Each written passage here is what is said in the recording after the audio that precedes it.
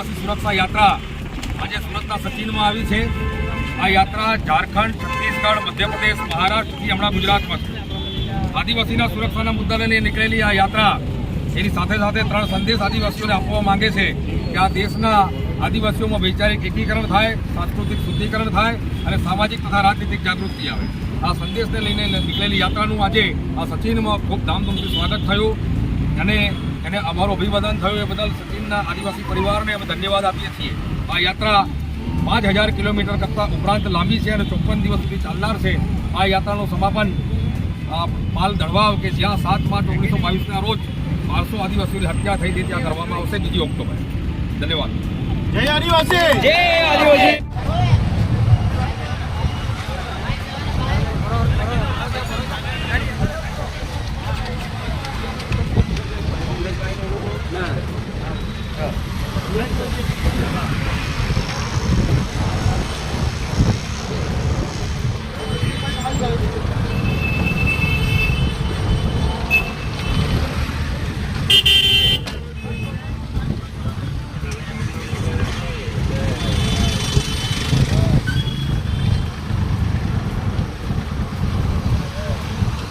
અરે મારો ભાઈ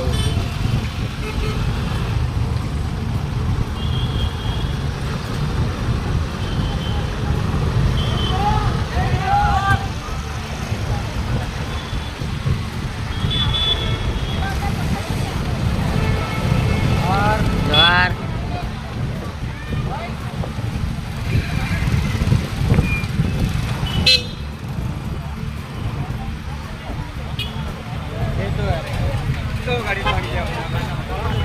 या याके चलो जे हारे तिने आता ले दिया